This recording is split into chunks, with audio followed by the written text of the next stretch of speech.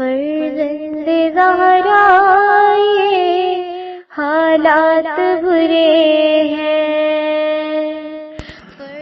کاشانۂ بصیرت ایک ایسا مکمل یوٹیوب چینل جس پر محروم بصارت کے لیے بالخصوص اور تمام افراد کے لیے بالعموم سینکڑوں کی تعداد میں اسلامی کتب دستیاب ہیں۔ لہذا گزارش ہے کہ آپ اپنی ذمہ داری نبھاتے ہوئے کاشانۂ بصیرت کو سبسکرائب کرنے کے ساتھ ساتھ بیل آئیکن کو پریس کیجیے تاکہ آپ علم کے حصول کے ساتھ ساتھ مذہب اہل بیت کی اشاعت میں بھی اہم کردار ادا کرتے رہیں۔ کاشانۂ بصیرت، کاشانۂ بصیرت، کاشانۂ بصیرت۔ فرزند زہرا یہ حالات برے ہیں۔ بسم اللہ الرحمن الرحیم۔ السلام علیکم۔ یہ کتاب آپ کے لیے کاشانۂ بصیرت کی یوٹیوب چینل کی جانب سے ریکارڈ کی جا رہی ہے۔ نام کتاب اعتقادات، تالیف ابو جعفر محمد بن علی بن بابویہ المعروف شیخ صدوق علیہ رحمہ۔ اب ہم کتاب کا پارٹ نمبر 5 پڑھیں گے، صفحہ نمبر 77، جنت اور دوزخ کے متعلق عقیدہ۔ حضرت شیخ ابو جعفر فرماتے ہیں، بہشت کے متعلق ہمارا عقیدہ یہ ہے کہ وہ بقا اور سلامتی کا گھر ہے۔ اس میں نہ موت ہوگی اور نہ بڑھاپا، کسی قسم کی بیماری لاحق ہوگی اور نہ کوئی آفت ہوگی، نہ زوال نعمت ہوگا اور نہ کوئی اپاہج ہوگا۔ وہاں کسی طرح کا رنج و غم ہوگا اور نہ ہی وہاں مفلسی اور محتاجی ہوگی، بلکہ وہ تو غنا و تونگری، سعادت و نیک بختی اور دائمی قیام و کرامت کا محل و مکان ہے۔ اس میں رہنے والوں کو نہ کسی قسم کی کوئی تکلیف ہوگی اور نہ ہی ان کو کوئی تھکاوٹ لاحق ہوگی۔ اس میں اہل جنت کے لیے وہ سب کچھ مہیا ہوگا جس کی ان کے نفس خواہش کریں گے اور جس سے آنکھیں لذت اندوز ہوں گی، اور وہ اس میں ہمیشہ ہمیشہ رہیں گے۔ بہشت ایسا مقام ہے جس میں رہنے والے خدا کے جوار رحمت میں ہوں گے، اس کے دوست اور کرامتوں کے مالک ہوں گے۔ مراتب کے لحاظ سے بھی وہ جنتی مختلف ہوں گے۔ ان میں سے بعض تو فرشتوں کی طرح خدا کی تقدیس و تسبیح و تکبیر وغیرہ میں ان کے ہمراہ ہوں گے۔ بعض مختلف کھانے پینوں کی چیزوں اور رنگ برنگے میووں، عمدہ سیاہ اور کشادہ چشم والی عورتوں، ہمیشہ جوان رہنے والے خدمت گزار لڑکوں، تکیوں اور کرسیوں پر بیٹھنے اور ریشم و زیبا کے کپڑے زیبتن کرنے سے لطف اندوز اور بہرامند ہوں گے۔ ان میں سے ہر شخص کو اس کی خواہش اور طلب کے مطابق خدا کے حضور سے ہر ایک چیز عطا کی جائے گی۔ حضرت امام جعفر صادق علیہ السلام فرماتے ہیں، خدا کی عبادت کرنے والے 3 قسم کے لوگ ہیں۔ ایک گروہ تو وہ ہے جو جنت کے شوق اور اس کے ثواب کی امید میں خدا کی عبادت کرتا ہے۔ اس گروہ کی عبادت خادموں اور نوکروں کی سی ہے۔ دوسرا گروہ آتش دوزخ اور عذاب الہی کے خوف سے خدا کی بندگی کرتا ہے، یہ عبادت غلاموں کی سی ہے۔ تیسرا گروہ محبت الہی سے سرشار ہو کر اس کی عبادت کرتا ہے، یہ کریم لوگوں والی عبادت ہے، اور یہی گروہ امن و امان پانے والا ہے۔ جیسا کہ خدا فرماتا ہے، اور وہ اس دن کی ہولناکیوں سے امن میں ہوں گے۔ سورہ نمل آیت نمبر 89۔ دوزخ کے متعلق ہمارا اعتقاد یہ کہ وہ ذلت و رسوائی اور کافروں اور گناہ گاروں سے بدلہ و انتقام لینے کا مقام ہے۔ اس میں ہمیشہ ہمیشہ صرف وہی لوگ رہیں گے جو کافر و مشرک ہوں گے، لیکن اہل توحید میں سے گناہ گار بندے خدا کے رحمت اور نبی کی شفاعت کے ذریعے جو انہیں نصیب ہوگی جہنم سے نکالے جائیں گے۔ مروی ہے کہ اہل توحید میں سے جو لوگ دوزخ میں داخل ہوں گے انہیں وہاں کوئی تکلیف نہیں ہوگی۔ ہاں البتہ اس سے نکلتے وقت انہیں اذیت و تکلیف ہوگی۔ یہ تکلیفیں ان کے خود کردہ اعمال بد کا بدلہ ہو جائیں گی۔ خدا اپنے بندوں پر ظلم نہیں کرتا۔ در حقیقت اہل جہنمی محتاج و مسکین ہیں، نہ تو ان کی قضا آئے گی کہ وہ مری جائیں، اور نہ ہی ان کے عذاب میں کچھ کمی کی جائے گی، اور نہ وہ دوزخ میں عمدہ پانی اور ٹھنڈک کا ذائقہ چکھیں گے، بلکہ اس کے حوض انہیں کھولتا ہوا پانی اور بہتی ہوئی پیپ ان کے اعمال بد کے بدلے میں دی جائے گی۔ اگر وہ کھانا طلب کریں گے تو زقوم تھوہر انہیں کھانے کے لیے دیا جائے گا، اور اگر انہوں نے داد و فریاد کی تو ان کی فریاد رسی اسی طرح کی جائے گی کہ انہیں ایسا پانی پلایا جائے گا جو پگھلے ہوئے تانبے کی طرح ہوگا، جو ان کے چہروں کو جلا کر بھون دے گا۔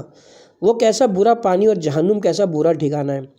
اہل جہنم دور سے پکاریں گے، اے ہمارے پروردگار ہمیں یہاں سے نکال لے، اگر ہم دوبارہ وہی عمل کریں تو بے شک ہم ظالم و ستمگار ہوں گے۔ سورہ مومنون آیت نمبر 107۔ کافی مدت تک انہیں کوئی جواب نہیں دیا جائے گا، پھر کہا جائے گا تم اسی آگ میں ذلیل و رسوا ہو کر رہو اور مجھ سے کلام نہ کرو۔ سورہ مومنون آیت نمبر 108۔ پھر وہ آواز بلند کہیں گے اے مالک دروغ جہنم، تمہارے پروردگار کو چاہیے کہ وہ ہمیں موت ہی دے دے تاکہ ہم مر جائیں۔ سورہ الزخرف صفحہ نمبر آیت نمبر 77۔ اے مالک موتی دے دے تاکہ مالک انہیں جواب دے گا تم یہاں اسی حالت میں رہو گے۔ سورہ زخرف آیت نمبر 77۔ اسناد صحیحہ سے منقول ہے کہ خداوند عالم بعض لوگوں کو جہنم میں داخل کرنے کا حکم دینے کے بعد دروغ جہنم سے فرمائے گا جہنم سے کہو کہ وہ ان کے قدموں کو نہ جلائے، کیونکہ وہ مسجد میں ان سے چل کر جاتے تھے، ان کے ہاتھوں کو نہ جلائے کہ وہ ان کو دعا کے لیے میری بارگاہ میں بلند کیا کرتے تھے، ان کی زبانوں کو بھی نہ جلائے کہ وہ ان کے ذریعے بکثرت تلاوت قرآن کیا کرتے تھے، اور ان کے چہروں کو بھی نہ جلائے کیونکہ یہ مکمل طور پر وضو کیا کرتے تھے۔ دروغ جہنم ان سے کہے گا کہ اے بدبختو تمہاری کیا کیفیت تھی؟ وہ جواب میں کہیں گے کہ ہم یہ سب اعمال غیر خدا کی خوشنودی کے لیے بجا لاتے تھے۔ پس ان سے کہا جائے گا جس کے لیے تم یہ اعمال بجا لایا کرتے تھے اب ان کا بدلہ اور ثواب اسی سے حاصل کرو۔ نیز جنت اور دوزخ کے بارے میں ہمارا اعتقاد ہے کہ یہ پیدا ہو چکی ہیں۔ شب معراج کو حضرت صلی اللہ علیہ وسلم جنت تشریف لے گئے اور دوزخ کا بھی مشاہدہ فرمایا تھا۔ ہمارا عقیدہ ہے کہ کوئی بھی شخص دنیا سے اس وقت تک نہیں جاتا جب تک جنت یا دوزخ میں اپنا مکان دیکھ نہیں لیتا۔ مومن اس وقت تک دنیا سے نہیں جاتا جب تک دنیا کو بہترین منظر میں اس کے سامنے پیش نہ کیا جائے، اور اسی حالت میں جنت میں اپنا مکان دیکھتا ہے۔ پھر اسے دنیا و آخرت کے درمیان اختیار دیا جاتا ہے کہ وہ جسے چاہے اختیار کرے، چنانچہ مومن آخرت کو ہی اختیار کرتا ہے۔ اس وقت اس کی روح قبض کر لی جاتی ہے۔ عربی زبان کا عام محاورہ ہے کہ جب کوئی شخص مر رہا ہوتا ہے تو وہ کہتا ہے یہ اپنی جان کی سخاوت کر رہا ہے۔ مطلب یہ ہے کہ وہ اپنی خوشی سے موت قبول کر رہا ہے، کیونکہ کوئی انسان جب کسی چیز کی سخاوت کرتا ہے تو جبراً یا قہراً ناپسندیدہ صورت میں نہیں کرتا، بلکہ طیب نفس کے ساتھ ایسا کرتا ہے۔ جس جنت میں حضرت آدم علیہ السلام رہائش پذیر تھے وہ دنیا کے باغوں میں سے ایک باغ تھا۔ جنت کے لغوی معنی باغ ہیں جس میں سورج طلوع کرتا ہے اور غروب بھی۔ وہ جنت الخلد یعنی بقائے دوام والی جنت نہ تھی، کیونکہ اگر ایسا ہوتا تو حضرت آدم علیہ السلام اس سے ہرگز نہ نکلتے۔ ہمارا اعتقاد یہ کہ بہشت والے ثواب پانے کی غرض سے ہمیشہ بہشت میں رہیں گے اور اہل دوزخ باوجہ عذاب ہمیشہ ہمیشہ جہنم میں رہیں گے۔ جو شخص بھی جنت میں داخل ہوگا پہلے اس کا دوزخ والا مکان اس کے سامنے پیش کر کے اس سے کہا جائے گا اگر تو خدا کی نافرمانی کرتا تو اس مکان میں تیری رہائش ہوتی، اور جسے جہنم میں داخل کیا جائے گا اسے پہلے جنت والا مکان دکھایا جائے گا اور کہا جائے گا کہ اگر تو خدا کی اطاعت کرتا تو تجھے یہ مکان نصیب ہوتا۔ الغرض خدا کے نیک اور اطاعت گزار بندوں کو ان نافرمانوں کے جنتی مکانوں کا وارث بنا دیا جائے گا، جیسا کہ خداوند عالم ارشاد فرماتا ہے یہی لوگ وارث ہوں گے جو جنت الفردوس کی میراث پائیں گے اور جس میں وہ ہمیشہ ہمیشہ رہیں گے۔ سورہ مومنون آیت نمبر 10-11۔ سب سے کم درجے کا مومن جنت میں وہ شخص ہوگا جس کے لیے وہاں اس دنیا کی نعمتوں سے 10 گنا زیادہ نعمتیں میسر ہوں گی۔ نزول وحی کی کیفیت کے متعلق عقیدہ۔ جناب شیخ ابو جعفر صدوق فرماتے ہیں ہمارا اعتقاد اس سلسلے میں یہ ہے کہ جناب اسرافیل کی دونوں آنکھوں کے سامنے ایک تختی ہے۔ خداوند عالم جب کسی امر کے متعلق وحی کے ذریعے سے کلام کرنا چاہتا ہے تو وہ تختی اسرافیل کی پیشانی پر لگتی ہے۔ جناب اسرافیل اس پر نگاہ کرتے ہیں اور جو کچھ اس پر لکھا ہوتا ہے اسے پڑھ کر جناب میکائیل تک پہنچا دیتے ہیں۔ میکائیل اس کی اطلاع حضرت جبرائیل کو دے دیتے ہیں اور جبرائیل امین اس وحی خداوندی کو انبیاء علیہ السلام تک پہنچاتے ہیں۔ وحی کے وقت حضرت صلی اللہ علیہ وسلم پر غشی کی جو کیفیت طاری ہو جاتی تھی تو یہ خداوند عالم کے حضرت صلی اللہ علیہ وسلم سے خطاب فرمانے نہ کہ جناب جبرائیل کی آمد کی وجہ سے گرا ہو جاتا اور آپ پسینے سے شرابور ہو جاتے تھے۔ جناب جبرائیل تو حضرت صلی اللہ علیہ وسلم کا اس حد تک احترام کرتے کہ وہ حضور صلی اللہ علیہ وسلم کی خدمت میں بغیر اجازت حاضر نہ ہوتے تھے اور حضرت صلی اللہ علیہ وآلہ وسلم کی خدمت اقدس میں غلاموں کی طرح بیٹھا کرتے تھے۔ لیلۃ القدر میں نزول قرآن کے متعلق عقیدہ۔ جناب شیخ ابو جعفر صدوق فرماتے ہیں، ہمارا اعتقاد یہ کہ ماہ رمضان المبارک کی لیلۃ القدر میں پورا قرآن مجید بیت المعمور میں یک دفعہ نازل ہوا، پھر برابر 20 سال کی مدت دراز میں تھوڑا تھوڑا حسب ضرورت حضرت صلی اللہ علیہ وآلہ وسلم پر نازل ہوتا رہا۔ خداوند عالم نے اپنے نبی کو قرآن کا پورا علم اجمالی عطا فرما دیا تھا، اس لیے فرمایا اور آپ پر ہونے والی اس کی وحی کی تکمیل سے پہلے قرآن پڑھنے میں عجلت نہ کریں اور کہہ دیا کریں پروردگارا میرے علم میں اضافہ فرما۔ سورہ طٰہٰ آیت نمبر 114۔ اور ارشاد فرمایا اے نبی آپ وحی کو جلدی حفظ کرنے کے لیے اپنی زبان کو حرکت نہ دیں، اس کا جمع کرنا اور پڑھوانا یقیناً ہمارے ذمے ہے، پس جب ہم اسے پڑھ چکیں تو پھر آپ بھی اسی طرح پڑھا کریں، پھر اس کی وضاحت ہمارے ذمے ہے۔ سورہ قیامہ آیت نمبر 16، 17، 18، 19۔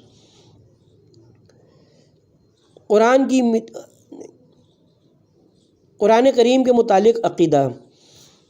جناب شیخ ابو جعفر صدوق علیہ رحمہ فرماتے ہیں کہ قرآن کے بارے میں ہمارا اعتقاد یہ کہ یہ خدا کا کلام ہے، اس کی وحی اسی کی طرف سے نازل شدہ، اسی کا قول اور اسی کی سچی کتاب ہے۔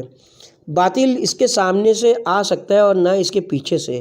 یہ صاحب حکمت و علم خدا کی بارگاہ سے نازل ہوا ہے، اس کے تمام قصے برحق ہیں، یہ قول فیصل ہے، بیکار افسانہ نہیں ہے۔ خدا ہی اس کا نازل کرنے والا، ایجاد کرنے والا، نگرانی کرنے والا، حفاظت کرنے والا ہے اور وہی اس کے ساتھ کلام کرنے والا ہے۔ قرآن کی مقدار کے متعلق عقیدہ۔ حضرت شیخ ابو جعفر ابن بابویہ صدوق فرماتے ہیں مقدار قرآن کے متعلق ہمارا یہ اعتقاد ہے کہ وہ قرآن جو خداوند عالم نے اپنے پیغمبر حضرت محمد مصطفیٰ صلی اللہ علیہ وآلہ وسلم پر نازل کیا، یہی ہے جو دو جلدوں کے درمیان لوگوں کے ہاتھ میں ہے، اس وقت موجود ہے، اس سے زیادہ نہیں ہے۔ عامہ کے نزدیک اس کی 114 صورتیں ہیں، لیکن ہماری نزدیک سورہ ضحیٰ اور علم نشرہ ایک سورہ ہے، اسی طرح سورہ لیلاف اور علم تری کیفہ بھی ایک ہی صورت ہے۔ اس طرح مجموعاً 112 صورتیں ہوں گی۔ جو شخص ہماری طرف یہ امر منسوب کرے کہ ہم موجودہ قرآن سے زائد قرآن کے قائل ہیں تو وہ جھوٹا ہے۔ ہماری وہ روایات جو قرآن کے ایک سورہ پڑھنے اور پورا قرآن ختم کرنے کے ثواب میں نماز نافلہ کی ایک رکعت میں 2 سورتیں پڑھنے کے جواز اور نماز فریضہ کی ایک رکعت میں 2 سورتوں کی تلاوت کے ممنوع ہونے کے متعلق وارد ہوئی ہے، اس سے ہمارے نظریے کی تصدیق ہوتی ہے کہ ہم قرآن کی اتنی ہی مقدار کے قائل ہیں جتنی کہ لوگوں کے پاس موجود ہے۔ اسی طرح بعض روایات میں جو وارد ہے کہ ایک رات میں قرآن کو ختم نہ کیا جائے اور یہ کہ 3 دن سے کم عرصے میں قرآن مجید کا ختم کرنا جائز نہیں ہے، اس سے بھی ہمارے نظریے کی تصدیق ہوتی ہے۔ ہاں ہم البتہ اس بات کے قائل ہیں کہ قرآن کے علاوہ اس قدر وحی نازل ہوئی ہے کہ اگر اسے بھی قرآن کے ساتھ جمع کر لیا جائے تو اس مجموعے کی تعداد 17,000 آیات تک پہنچ جائے گی۔ جیسا کہ حضرت جبرائیل علیہ السلام کا پیغمبر اسلام سے یہ کہنا کہ خداوند عالم آپ سے فرماتا ہے اے محمد تم میری مخلوق سے اس طرح لطف و مدارت سے پیش آؤ جس طرح کہ میں ان سے مدارت کرتا ہوں، یا جیسے جبرائیل کے توسط سے فرمایا تم لوگوں کی عداوت اور ان کے حق و کینہ سے ڈرتے رہو، یا یہ فرمایا جب تک چاہو زندہ رہو، آخر مرنا ضرور ہے اور جس چیز کو چاہو پسند کرو، آخر اس سے جدا ہونا ہے اور جو عمل چاہو کرو اس کا نتیجہ وہ ثمرہ پاؤ گے۔ یا ارشاد جیسے یہ ارشاد نماز شب پڑھنا مومن کے لیے باعث مجد و شرف ہے اور لوگوں کو تکلیف نہ پہنچانا اس کی عزت و عظمت کا سبب ہے۔ یا جیسے حضرت رسول خدا صلی اللہ علیہ وسلم کا یہ ارشاد جبرائیل ہمیشہ مجھے مسواک کرنے کی وصیت کرتے رہے حتیٰ کہ مجھے یہ خوف دامن گیر ہو گیا کہ کہیں میرے دانت گر نہ جائیں۔ اس طرح جبرائیل برابر مجھے پڑوسیوں کے بارے میں وصیت کرتے رہے حتیٰ کہ مجھے گمان ہوا کہ ان کو شریک وراثت ہی نہ قرار دے دیں۔ جبرائیل ہمیشہ عورتوں کے متعلق مجھے اس قدر وصیت کرتے رہے کہ مجھے یہ گمان ہونے لگا کہ عورت کو طلاق نہیں دینی چاہیے۔ اسی طرح ہمیشہ غلام کے متعلق مجھے وصیت کرتے رہے، یہاں تک کہ مجھے خیال ہوا کہ شاید اس کے آزاد ہونے کی مدت مقرر ہو جائے گی، جس کے بعد وہ خود بخود آزاد ہو جائے گا۔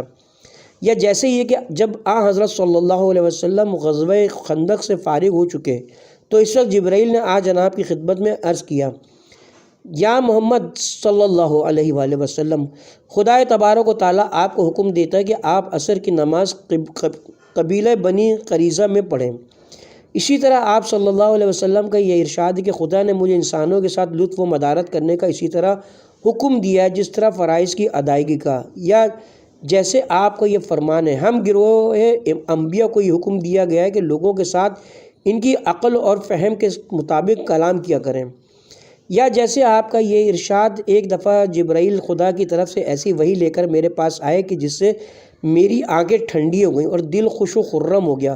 وہ وحی یہ تھی کہ حضرت علی ابن ابی طالب علیہ السلام مومنوں کے امیر اور سب سرداروں کے قائد و سردار ہیں۔ اور جیسے آپ کا یہ فرمان، میرے پاس جبرائیل آئے اور کہا، اے محمد، خداوند عالم نے عرش پر جناب فاطمہ کی تجویز حضرت علی سے کر دی ہے اور اس پر اپنے بہترین ملائکہ کو گواہ مقرر کیا ہے، لہٰذا آپ بھی زمین پر ان کا نکاح کر دیں اور امت کے بہترین لوگوں کو گواہ بنائیں۔ اس قسم کی اور بہت سی احادیث ہیں جو تمام کی تمام وحی خداوندی ہیں، لیکن انہیں قرآن نہیں کہا جا سکتا، کیونکہ اگر وہ قرآن کا حصہ ہوتی تو اس سے علیحدہ نہ ہوتی۔ چنانچہ جب حضرت امیر المومنین علیہ السلام قرآن جمع کر چکے تو اسے لوگوں کے پاس لے کر آئے اور فرمایا، اے لوگو، یہ تمہارے پروردگار کی کتاب ہے، یہ اسی طرح ہے جس طرح کہ تمہارے پیغمبر پر نازل ہوئی تھی، اس میں نہ کوئی حرف زیادہ ہوا ہے اور نہ کسی حرف کی کمی واقع ہوئی ہے۔ ان لوگوں نے جواب دیا، ہمیں اس قرآن کی کوئی ضرورت نہیں ہے، ہمارے پاس ایسا ہی قرآن موجود ہے جیسا کہ آپ کے پاس ہے۔ حضرت یہ فرماتے ہوئے واپس تشریف لے گئے، لیکن انہوں نے یہ عہد پس پشت ڈال دیا اور تھوڑی قیمت پر اسے بیچ ڈالا، پس ان کا یہ بیچنا کتنا برا معاملہ ہے۔ سورہ آل عمران آیت نمبر 187۔ حضرت امام جعفر صادق علیہ السلام فرماتے ہیں، قرآن ایک ہے، ایک خدا کی طرف سے ایک ہی نبی پر نازل ہوا ہے، لیکن راویوں کے اختلاف کی وجہ سے اس میں اختلاف قرات رونما ہو گیا ہے۔ قرآن حکیم میں جہاں کہیں اس مضمون کی آیات موجود ہے، اگر تم نے شرک کیا تو تمہارا عمل ضرور حبط ہو جائے گا اور تم ضرور نقصان اٹھانے والوں میں سے ہو جاؤ گے۔ سورہ زمر آیت نمبر 65۔ مزید فرماتے ہیں قرآن میں ہے کہ تاکہ اللہ آپ کی اگلی اور پچھلی باتیں جنہیں دشمن آپ کی خطائیں شمار کرتے ہیں دور فرمائے۔ سورہ فتح آیت نمبر 48۔ اور اگر ہم آپ کو ثابت قدم نہ رکھتے تو بلا شبہ آپ کچھ نہ کچھ ان کی طرف مائل ہو جاتے ہیں۔ اس صورت میں ہم آپ کی زندگی میں بھی دوہرا عذاب اور آخرت میں بھی دوہرا عذاب چکھا دیتے ہیں۔ سورہ اسراء آیت نمبر 74-75۔ یا اس قسم کے مضامین پر مشتمل جو اور آیات ہیں، ان سب کے متعلق ہمارا اعتقاد ہے کہ یعنی کہتا تو تجھ سے ہوں، مگر اے پڑوسن تو سن لے، یعنی ان آیات میں خطاب بظاہر پیغمبر سے ہے، مگر مقصد امت کے افراد کو تنبیہ و تحدید کرنا ہے۔ قرآن کی جن آیات میں لفظ او یا آیا ہے، وہاں مکلف کو اختیار ہے کہ وہ جس شک کو چاہے اختیار کرے، جیسے قسم توڑنے کے کفارے کے سلسلے میں وارد ہوا ہے۔ قسم توڑنے کا کفارہ 10 محتاجوں کو اوسط درجے کا کھانا کھلانا ہے جو تم اپنے گھر والوں کو کھلاتے ہو، یا انہیں کپڑا پہنانا ہے یا غلام آزاد کرنا ہے۔ سورہ مائدہ آیت نمبر 89-89۔ اور قرآن میں جہاں یا ایھا الذین آمنوا آیا ہے، توریت میں اس کی بجائے یا ایھا المساکین وارد ہوا۔ اسی طرح جن آیات کا سرنامہ یا ایھا الذین آمنوا ہے، وہاں اس گروہ مومنین کے قائد، امیر شریف اور سابق الایمان جناب امیر المومنین علی علیہ السلام بن ابی طالب ہیں، جو آیات بہشت کی طرف لے جاتی ہیں، جن میں جنت کی خوشخبری دی گئی ہے وہ جناب رسول خدا اور ائمہ ہدیٰ علیہم السلام اور ان کے خالص شیعوں اور پیروکاروں کے بارے میں ہیں، اور جو آیات دوزخ کی طرف لے جاتی ہیں وہ دشمنان رسول صلی اللہ علیہ وسلم اور آل رسول صلی اللہ علیہ وسلم اور ان کے مخالفین کے بارے میں نازل ہوئی ہیں۔ جن آیات میں پہلی امتوں کے جن لوگوں کی جس نیکی کی اور خوبی کا ذکر کیا گیا وہ اس امت کے صالحین کی شان میں بھی سمجھی جائیں گی، اور اسی طرح جن آیات میں اگلے لوگوں کی جس برائی کا ذکر ہوا ہے وہ اس امت کے بروں کے بارے میں بھی سمجھی جائیں گی۔ تمام انبیاء و مرسلین میں کوئی نبی و رسول جناب محمد مصطفیٰ صلی اللہ علیہ وسلم سے افضل و برتر نہیں ہے، نہ سلسلہ اوصیہ میں کوئی وسیع حضرت صلی اللہ علیہ وسلم کی اوصیہ سے افضل و اعلیٰ ہے، اور نہ ہی پہلی امتوں میں سے کوئی امت حضرت صلی اللہ علیہ وسلم کی امت سے بہتر ہے۔ اور حضرت کی امت سے مراد حقیقت میں وہی لوگ ہیں جو اہل بیت علیہم السلام رسول کے صحیح پیرو ہیں، نہ دوسرے لوگ۔ اہل بیت علیہم السلام کے دشمنوں سے بڑھ کر کوئی شریر نہیں، اور نہ ہی تمام لوگوں میں ان حضرات کے مخالفین سے بدتر کوئی ہے۔ انبیاء اور رسول، فرشتے اور حجج خدا کے متعلق عقیدہ۔ حضرت شیخ ابو جعفر صدوق فرماتے ہیں ہمارا عقیدہ یہ کہ انبیاء اور مرسلین اور حجت ہائے رب العالمین ائمہ طاہرین صلوات اللہ علیہم اجمعین فرشتوں سے افضل و اشرف ہیں، اس لیے کہ جب خداوند عالم نے فرشتوں سے ارشاد فرمایا میں زمین میں ایک خلیفہ نائب بنانے والا ہوں، فرشتوں نے کہا کیا تو زمین میں ایسے کو خلیفہ بنائے گا جو اس میں فساد پھیلائے گا اور خون ریزی کرے گا، جبکہ ہم تیری حمد و ثنا کو تسبیح اور تیری پاکیزگی کا ورد کرتے رہتے ہیں۔ اللہ نے فرمایا اسرار خلقت بشر کے بارے میں وہ جانتا ہوں جو تم نہیں جانتے۔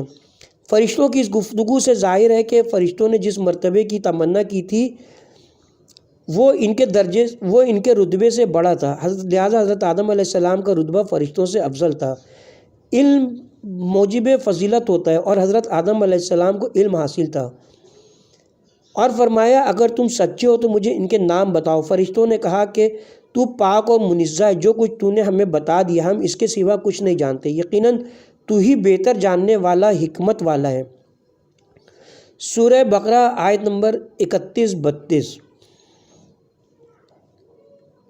اللہ نے فرمایا اے آدم ان فرشتوں کو ان کے نام بتلا دو، پس جب آدم نے انہیں ان کے نام بتلا دیے تو اللہ نے فرمایا کیا میں نے تم سے نہ کہا تھا کہ میں آسمانوں اور زمین کی پوشیدہ باتیں خوب جانتا ہوں، نیز جس چیز کا تم اظہار کرتے ہو اور جو کچھ تم پوشیدہ رکھتے ہو وہ سب جانتا ہوں۔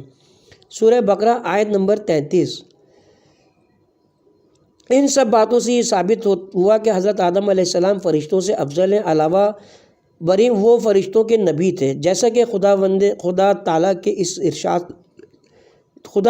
اس ارشاد سے ثابت ہے کہ اے آدم تم فرشتوں کو ان ہستیوں کے نام بتاؤ۔ من جملہ ان چیزوں کے جو جناب آدم علیہ السلام کی افضلیت ثابت کرتی ہیں ایک یہ کہ خدا نے فرشتوں کو آدم علیہ السلام کے سامنے سجدہ ریز ہونے کا حکم دیا، چنانچہ خدا فرماتا ہے کہ سب فرشتوں نے سجدہ کیا۔ سورہ ہجر آیت نمبر 15۔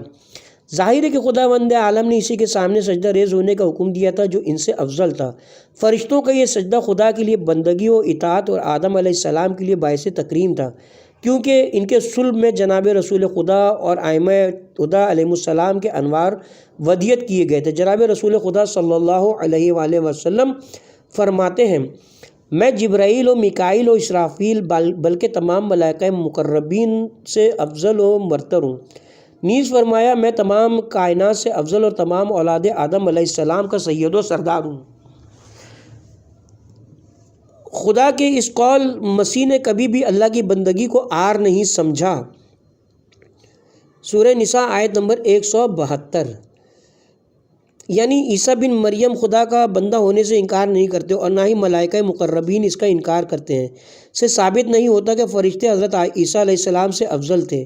یہ تو خدا نے اس وجہ سے فرمایا کہ نصارہ میں سے بعض لوگوں کا خیال تھا کہ حضرت عیسیٰ علیہ السلام ان کے پروردگار ہیں اور وہ ان کی عبادت بھی کرتے ہیں، اور کچھ لوگ سابعین وغیرہ ایسے بھی تھے جو فرشتوں کی پوجا کرتے تھے، لہٰذا ان دونوں فرقوں کے عقائد کو رد کرنا مقصود تھا۔ خدا نے اپنے قول سے جتلا دیے کہ مسیح اور وہ لوگ جو میرے سوا معبود خیال کیے جاتے ہیں وہ تمام اپنے آپ کو میرا بندہ ہونے سے انکار نہیں کرتے، اور نہ اس میں اپنے لیے کوئی عار محسوس کرتے ہیں۔ ہمارا یہ بھی عقیدہ ہے کہ تمام فرشتے روحانی اور معصوم مخلوق ہیں۔ خدا نے جن باتوں کا انہیں حکم دیا ہے ان میں وہ اللہ کی نافرمانی نہیں کرتے، بلکہ وہ وہی کرتے ہیں جس بات کا انہیں حکم دیا گیا ہے۔ وہ نہ تو کچھ کھاتے ہیں اور نہ کچھ پیتے ہیں، نہ انہیں تکلیف ہوتی ہے اور نہ بیمار ہوتے ہیں، اور نہ انہیں بڑھاپا آتا ہے۔ ان کا کھانا پینا خدا کی تسبیح و تقدیس ہے۔ ان کی زندگی کا دار و مدار عرش کی ہوا پر منحصر ہے۔ ان کی لذت و فرحت انواع و اقسام کے علوم میں ہے۔ خدا نے جیسا چاہا اپنی قدرت سے انہیں نور و روح بنا کر پیدا کیا، اور ان میں سے ہر ایک گروہ دیگر مخلوقات کی علیحدہ علیحدہ ہر نوع کی حفاظت کرتا ہے۔ ہم نے جن ہستیوں انبیاء و ائمہ علیہ السلام کو ملائکہ پر فضیلت دی ہے، اس کی وجہ یہ ہے کہ ان کو ملائکہ اور دیگر مخلوقات خداوندی سے بڑھ کر فضائل و کمالات حاصل ہیں۔ واللہ اعلم۔ انبیاء اور اوصیاء کی تعداد کے متعلق عقیدہ۔ جناب شیخ ابو جعفر صدوق فرماتے ہیں، انبیاء اور ان کے اوصیاء کی تعداد کے بارے میں ہمارا اعتقاد ہے کہ 1,24,000 پیغمبر اور اتنے ہی ان کے وصی ہیں۔ ہر ایک نبی کے لیے ایک وصی ہوتا تھا جسے نبی بحکم الہی اپنا وصی قرار دیتا تھا۔ ہم ان کے بارے میں یہ عقیدہ بھی رکھتے ہیں کہ تمام انبیاء کے ساتھ خدا برحق کی جانب سے تشریف لائے۔ ان کا قول خدا کا قول اور ان کا حکم خدا کا حکم ہے۔ ان کی اطاعت خدا کی اطاعت اور ان کی نافرمانی خدا کی نافرمانی ہے۔ ان تمام انبیاء علیہ السلام نے سوائے خدا کی وحی اور اس کے حکم کے کبھی کوئی حکم اپنی طرف سے نہیں دیا۔ اس تمام گروہ انبیاء میں سے 5 ایسے نبی ہیں جو سب انبیاء کے سردار ہیں، جن پر وحی کا دار و مدار ہے، اور وہ اولو العزم پیغمبر اور صاحب شریعت رسول ہیں۔ ان کے اسماء گرامی یہ ہیں: نمبر 1 حضرت نوح علیہ السلام، نمبر 2 حضرت ابراہیم علیہ السلام، نمبر 3 حضرت موسیٰ علیہ السلام، نمبر 4 حضرت عیسیٰ علیہ السلام، نمبر 5 سرکار ختمی مرتبت حضرت محمد مصطفیٰ صلی اللہ علیہ وآلہ وسلم۔ پھر ان تمام میں سے حضرت محمد مصطفیٰ صلی اللہ علیہ وآلہ وسلم افضل و اشرف اور ان سب کے سردار ہیں، یہ کہ جناب حضور حق لے کر آئے اور گزشتہ انبیاء کی تصدیق و تائید فرمائی۔ جن لوگوں نے آ جناب کی تکذیب کی وہ دردناک عذاب کا ذائقہ چکھیں گے، اور جو لوگ آ جناب پر ایمان لائے ان کا احترام اور ان کی نصرت اور ساتھ اس نور مقدس جو حضرت کے ساتھ نازل ہوا تھا کہ اتباع بھی کی، تو بس یہی انسان کامیاب ہوئے اور رستگاری پانے والے ہیں۔ یہ عقیدہ رکھنا واجب ہے کہ خدا عز و جل نے کوئی ایسی مخلوق پیدا نہیں کی جو جناب رسول کائنات حضرت محمد مصطفیٰ صلی اللہ علیہ وسلم اور ائمہ اہل بیت علیہ السلام سے افضل ہو۔ یہ ہستیاں خداوند عالم کو اپنی تمام کائنات سے زیادہ محبوب اور زیادہ محترم ہیں۔ یہی وہ پاک و پاکیزہ ہستیاں جنہوں نے سب سے پہلے عالم ارواح خداوند عالم کی ربوبیت کا اقرار کیا تھا، جبکہ خدا نے تمام نبیوں سے عہد و پیمان لیا اور ان کو اپنے نفوس پر گواہ بنا کر فرمایا تھا، جب آپ کے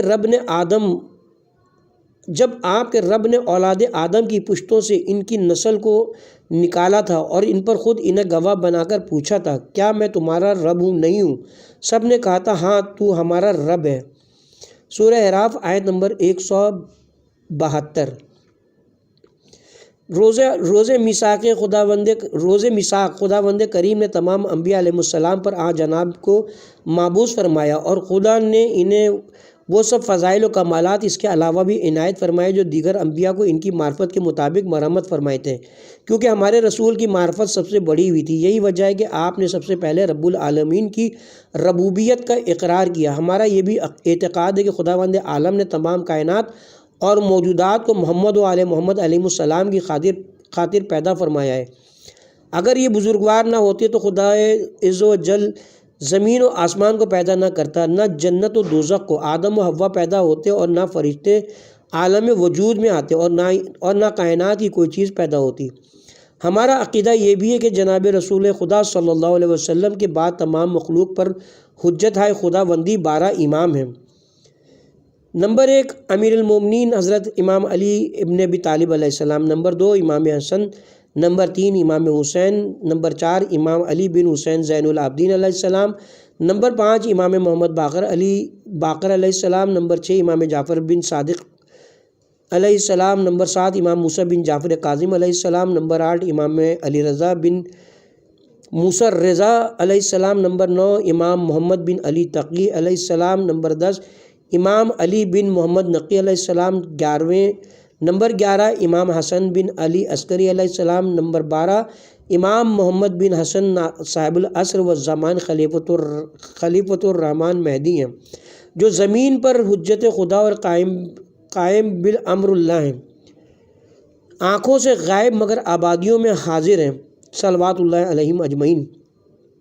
ان ہستیوں کے متعلق ہم یہ بھی عقیدہ رکھتے ہیں کہ یہ وہی اولی الامر ہیں جن کی اطاعت و فرمانبرداری کا خدا تعالیٰ نے حکم دیا ہے۔ یہ تمام لوگوں کے اعمال کے گواہ، خدا کے علوم کے دروازے، اس تک پہنچنے کا راستہ اور ذریعہ، اور اس کی طرف پہنچنے کے لیے راہ دلیل ہے۔ اس کے علم کا خزانہ، اس کی وحی کے ترجمان اور اس کی توحید کے ستون ہیں۔ یہ سب بزرگوار خطا سے منزہ، لرزش سے محفوظ اور گناہ سے معصوم ہیں۔ یہی وہ حضرات ہیں جن سے خدا نے ہر قسم کی نجاست کو دور رکھا ہے اور ان کو ایسا پاک رکھا ہے جیسا کہ پاک رکھنے کا حق ہے۔ یہ حضرات صاحب معجزات اور دلائل تھے، نیز یہ بزرگوار تمام اہل زمین کے لیے اسی طرح باعث امان ہیں جس طرح آسمان والوں کے لیے ستارے باعث امان ہیں۔ ان مقدس ہستیوں کی مثال اس امت میں کشتی نوح کی سی ہے، جو اس میں پر سوار ہو گیا وہ نجات پا گیا۔ نیز ان کی مثال بنی اسرائیل کے باب حتیٰ کی مانند ہے، جو اس میں داخل ہوا اس کے سابقہ گناہ معاف ہو گئے۔ یہ سب کے سب خداوند عالم کے ایسے مکرم و معظم بندے ہیں کہ جو کسی بات میں بھی اس کے حکم سے تجاوز نہیں کرتے اور اسی کے حکم کے مطابق عمل کرتے ہیں۔ ہم ان حضرات کے بارے میں یہ عقیدہ بھی رکھتے ہیں کہ ان کی محبت عین ایمان اور ان سے عداوت کھلم کھلا کفر ہے۔ ان کا حکم خدا کا حکم، ان کی نہیں خدا کی نہیں ہے، ان کی اطاعت خدا کی اطاعت اور ان کی نافرمانی خدا کی نافرمانی ہے۔ ان کا دوست خدا کا دوست ہے اور ان کا دشمن خدا کا دشمن ہے۔ ہمارا یہ بھی اعتقاد ہے کہ زمین کبھی ایسے شخص سے خالی نہیں رہ سکتی جو مخلوق پر حجت خدا ہو، خواہ وہ ظاہر ہو، مشہود ہو یا مخفی و مستور۔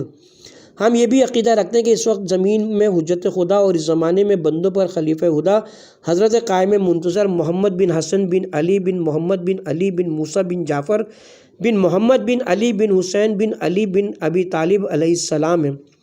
یہی وہ ہستی ہیں جن کے نام و نسب کی حضرت صلی اللہ علیہ وسلم نے خبر دی تھی۔ آپ ہی دنیا کو عدل و انصاف سے اس طرح بھر دیں گے جس طرح کہ وہ اس سے پہلے ظلم و جور سے بھر چکی ہوگی۔ آپ ہی وہ مقدس ہستی ہیں جس کے ذریعے سے خداوند عالم اپنے دین کو تمام ادیان عالم پر غالب فرمائے گا، اگرچہ مشرک اسے ناپسند کریں۔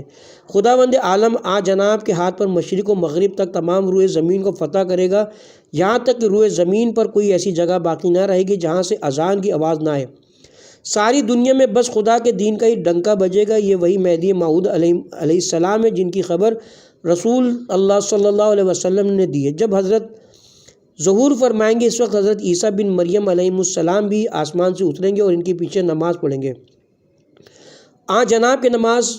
جناب کے پیچھے نماز پڑھنے والا جناب رسول خدا کے پیچھے نماز پڑھنے والے کی مانند ہوگا، کیونکہ وہ جناب رسول خدا کے خلیفہ اور ان کے وصی ہیں۔